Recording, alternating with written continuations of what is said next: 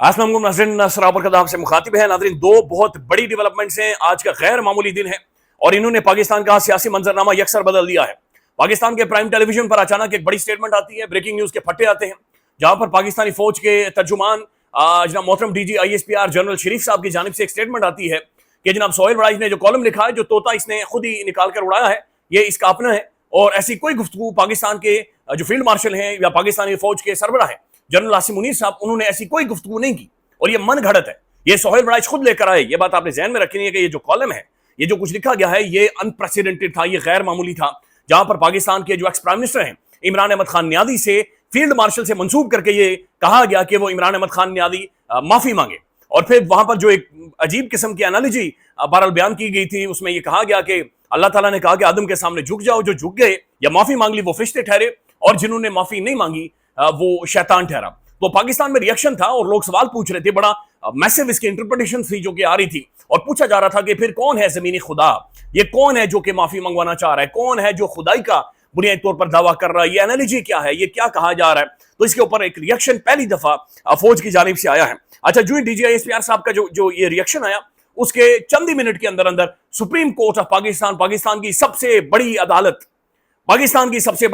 Final authority, दो cases damage कर दिया गया, लेकिन बहरहाल एक फाइनल अथॉरिटी पाकिस्तान के अंदर, उनकी जानिब से यह फैसला आता है कि पाकिस्तान के जो साबिक प्राइम मिनिस्टर हैं, ex prime minister Imran Ahmad Khan नियादी, global icon, ये रेजिस्टेंस की मुजाहिमत की एक मिसाल, इमरान अहमद खान नियादी बेकसूर है। और जो कोर कमांडर हाउस के ऊपर, जिना हाउस के ऊपर हमला शमला किया गया था, ये जो 9 मई में रियासत पर रियासती इदारों के ऊपर जो हमले किए गए थे इमरान अहमद खान नियादी के खिलाफ, एक भी सबूत ऐसा मौजूद नहीं है कि इमरान खान ने उसकी कोई कॉन्स्पिरेसी की थी या इमरान खान ने उसकी कोई साजिश की थी। लिहाजा इमरान अहमद खान नियादी को 8 केसेस, 9 मई के आखिरी 8 केसेस में जमानत दी जाती है और बाइज्जत तौर पर इमरान खान को बाकायदा से जमानत दी गई है। तो ये बहुत बड़ी डेवलपमेंट थी, क्योंकि इससे पहले आपको याद होगा कि सुप्रीम कोर्ट के अंदर ये मामला था। सबसे पहले ये कहा गया कि जज साहब ने कहा मैंने डॉक्यूमेंट नहीं पढ़े हुए, यानी चीफ जस्टिस साहब, ये बात मैं करूं, मेरे जैसा नालायक करे कि मैंने नहीं पढ़ा हुआ, तो समझ आती है, आप तो चीफ जस्टिस हैं सर, आप अगर अदालत में बैठकर ये कहेंगे सर जो मामला में सुनने के लिए आया हूं मुकदमा, मैंने डॉक्यूमेंट्स नहीं पढ़े, फिर चले मान लिया बैरिस्टर सलमान सफदर साहब ने, खान साहब के वकील ने, अगले दिन फिर आए और कहा गया कि जो प्रोसिक्यूटर है मोहतरम एडवोकेट जुल्फकार अब्बास नकवी साहब, उनकी जानिब से कहा गया कि उन्हें फूड पॉइजनिंग हो गई है, उनका पेट खराब है, हैदा है, उन्हें जुलाब लगे हुए हैं, लिहाजा वो नहीं यहां पर पेश हो सकते। लेकिन आज बहरहाल जब वो पेश हुए तो बहुत सारे लोग जिन्होंने उन्हें देखा है, उनका ये कहना था कि महसूस ये हो रहा था कि जुलाब की कोई शिकायत नहीं थी, यानी ठीक थे, नजर आ रहे थे, हशाश बशाश थे, तगड़े थे। तो डायरिया, हदा या फिर जुलाब की शिकायत उन्हें देखकर नहीं महसूस हो रहा था, लेकिन शायद रिकवर कर गए हो, इम्यूनिटी सिस्टम शायद मजबूत हो उनका, रिकवर कर गए हो। लेकिन बहरहाल मेरे पास तो इलाज था कि अडयाला जेल, अडयालवी जो बाबा अडयालवी है वो इलाज करता है जुलाब का और बड़ा ठीक ठाक करता है, वो मेरे पास हाल था। लेकिन बहरहाल विद रिस्पेक्ट, यानी आई मीन हू नोज के कोई वो ट्रीटमेंट लेना चाहे या ना लेना चाहे। अच्छा नाज़रीन, जो एडवोकेट जुल्फकार अब्बास नकवी साहब, जो प्रोसिक्यूशन है वो पेश होती है और प्रोसिक्यूशन खुद जाकर ये कह रही है कि हाई कोर्ट ने जिन बुनियादों पर इमरान खान की जमानतें मनसूख की थी और हाई कोर्ट ने जिन गवाहान के ऊपर रिलाई किया था, उन गवाहान के ऊपर रिलाई नहीं करना चाहिए था। यानी कि आप अंदाजा लगाएं कि रियासत, स्टेट, पंजाब गवर्नमेंट जो स्टांस ले रही है इमरान अहमद खान नियादी के खिलाफ कि हमारी रियासत के ऊपर, स्टेट के ऊपर हमला हुआ और इसे 9/11 गर्दाना गया था, यह बात ध्यान में रखनी है आपने, और हमारे रियासती इदारों पर हमला था, हमारी हसास तनसीबात के ऊपर हमला था और तहरीक इंसाफ ने प्रोटेस्ट तो किया था। उसके बाद जलाओ घेराव तो हुआ है, तो ये जलाओ घेराव किसने किया था? जो गवाहान थे या जो विटनेसेस थे उनमें पुलिस वाले थे, और वो पुलिस वाले वो इतनी मुजाहिका खेज थी कि एक कह के मैं चक्री में खान के करीब चला गया था, एक कहता है कि वो मैं कल पढ़ रहा था वो खालिद और हसाम का, वो ये कह रहे हैं कि जनाब हम लिबादा उड़कर चले गए और इमरान खान जब साजिश कर रहा था तो हमारे पास खुफिया मालूमात थी कि खान साजिश कर रहा है, और खान जिस कमरे में मौजूद था, कोई कह रहा है मैं पर्दे के पीछे मौजूद था, कोई कह मैं दरवाजे के साथ ऐसे करके, कोई कह मैं टेबल के बिल्कुल साथ नीचे घुसा हुआ था। तो बड़ी अजीब और गरीब किस्म की गवाहियां हैं जो कि उन्होंने दी हैं। बाद में बहरहाल अपने बयानात भी उन्होंने चेंज किए हैं। तो एक भी सबूत रियासत के पास मौजूद नहीं है कि पाकिस्तान के ex prime minister Imran Ahmad Khan नियादी ने रियासत के ऊपर, रियासती तनसीबात के ऊपर, हसास तनसीबात के ऊपर, पाकिस्तान के इदारों के ऊपर अटैक किया या हमला किया है। लिहाजा इमरान खान की इसमें बाकायदा से जज साहब ने कहा कि हम इमरान खान को रिलीफ देते हैं और इमरान खान की जमानतें मंजूर करते हैं। तो ये एक आगाज है जो कि हो गया है। ये बात ध्यान में रखनी है कि इमरान खान 2 सालों से इन्हीं केसेस में बेगुनाह जेल के अंदर मौजूद है। इमरान खान की पार्टी को रौंदा गया, इस पार्टी को डिसमेंटल, न्यूट्रलाइज किया गया, इमरान खान की बेगम को न्यूट्रलाइज किया गया, इमरान खान को खुद न्यूट्रलाइज करने की कोशिश की गई। تو میسو جو مار دھاڑ ہوئی ہے انہی 9 مئی کے کیسز کے اوپر ہوئی ہے، اور آج آ کر ہماری سب سے بڑی عدالت یہ کہہ رہی ہے کہ جن وٹنسز کے بنیاد پر آپ عمران خان کے خلاف کیس بنا رہے ہیں جناب، وہ وٹنسز ان کے اندر سبسٹانس ہی نہیں ہے، ان کے اندر جان ہی نہیں، ان کے اندر جرت نہیں، تو یعنی اتنی خاص کنٹرولڈ جوڈیشری کے اندر بھی، یعنی بالکل کنٹرولڈ اور مینج جوڈیشری کے اندر بھی یہ مقدمہ یا یہ معاملہ سٹینڈ نہیں کر پا رہا، تو آپ اس کی اندازہ لگا لیں کہ اس کے اندر پھر کیا لیگل وٹنس ہے، کیا لیگل مائنڈ ہے، کیا اصول ہیں، کیا آئین ہے، کیا حقیقت ہے۔ اور دوسری خبر ناظرین جو جنرل شریف صاحب نے سٹیٹمنٹ دی ہے، یہ بہت بڑی ہے، اس کی بہت ساری انٹرپریٹیشنز ہیں، اور اس سے ایک بات تو ثابت ہوگی ہے کہ جناب سب کچھ ٹھیک نہیں ہے۔ ایک پیج یا جو حکومت کر رہی تھی، اب یہ ریئلائز کیا جا رہا ہے کہ یہ ہم نے برڈن اٹھایا ہوا ہے، ہم نے بوجھ اٹھایا ہوا ہے، ہم ویسے ہی نہیں گھسیٹ رہے۔ اس کے 2-3 نشانات یا جو سمٹمز ہیں وہ نظر آ رہے ہیں، وہ آپ کے سامنے رکھتے ہیں، لیکن پہلے میں آپ کے سامنے جنرل شریف کی سٹیٹمنٹ رکھتا ہوں۔ D G I S P R lieutenant general Ahmad Sharif Chaudhry کی صحافیوں سے غیر رسمی گفتگو۔ آرمی چیف کی طرف سے کسی صحافی کو کوئی انٹرویو نہیں دیا گیا، یعنی وڑائچ طیارے کو کوئی انٹرویو وڑائچ صاحب کو نہیں دیا گیا۔ اچھا یہ بات بھی ہم نے ذہن میں رکھنی ہے کہ سہیل وڑائچ صاحب پاکستان میں نہیں ہیں، جب سے یہ انٹرویو ہوا ہے وہ بوداپیسٹ، ابھی فرانس، وہ یورپ گھوم رہے ہیں۔ تو وڑائچ صاحب وہاں پر یورپ گھوم رہے ہیں، گوریاں ان کے پیچھے ہوتی ہیں، آدھی ننگی ماشاءاللہ سائیکلیں چلا رہی ہوتی ہیں، بھاگ رہی ہوتی ہیں، دوڑ رہی ہوتی ہیں، ان کے سامنے وڑائچ صاحب کھڑے ہوتے ہیں۔ بوداپیسٹ میں ان کے پارلیمان کے سامنے کھڑے تھے، وہاں سے بھی انہوں نے باقاعدہ سے تصویریں بنائی تھی۔ تو ادھر آئے نا، ادھر آ کے تصویریں بنائے لاہور میں، ادھر آئے ہمیں نظر آئے، ادھر گوال منڈی میں کھڑے ہو کے تصویریں بنائے۔ وڑائچ صاحب آپ پاکستان سے باہر کیوں ہیں؟ اور سہیل وڑائچ صاحب کا کالم لکھنے کے بعد پاکستان سے باہر ہونا ناظرین بہت سارے سوالات اٹھا رہا ہے کہ وڑائچ صاحب کیوں پاکستان سے باہر کھسک گئے ہیں، ایسا محسوس ہو رہا ہے، اور کب واپس آئیں گے؟ یہ وتیرہ میاں نواز شریف صاحب کا ویسے، یا زرداری صاحب نے ماضی میں ایسا ہی کیا تھا۔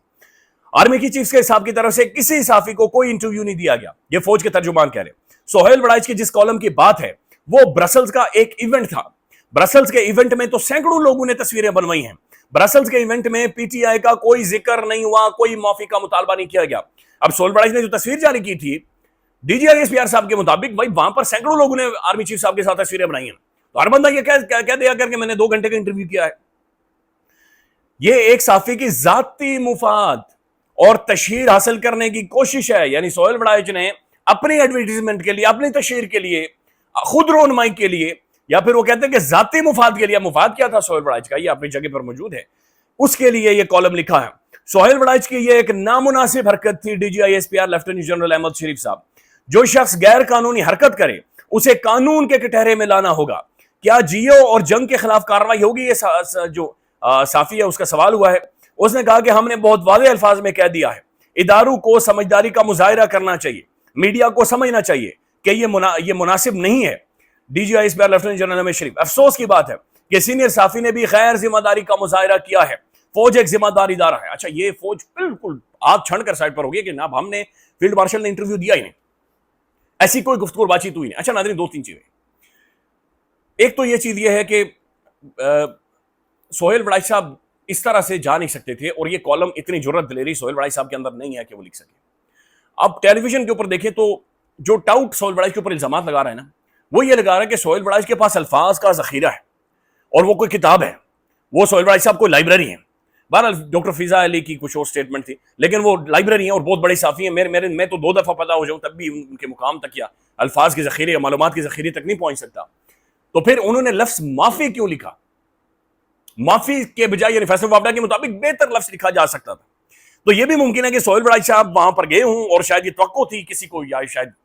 یہ نہیں سمجھ آ رہا کہ توقع ہوگی کہ شاید بہتر الفاظ استعمال کریں گے، لیکن وڑائچ نے معافی لکھ کر یا اس طرح کے الفاظ لکھ کر یہ بالکل ہی اس معاملے کو اور زیادہ خراب کر دیا اور زیادہ رائتہ پھیلا دیا۔ اچھا دوسری بات یہ بھی ہو سکتی ہے کہ اس کے اوپر جو پبلک بیکلاش آیا ہے، میسیولی آیا ہے، یعنی آپ معافی کیسے، اور پھر جو انالوجی وہاں پر بیان کی گئی ہے، فرشتے، اللہ تعالیٰ، شیطان، وہ ایک بڑی بہت ایک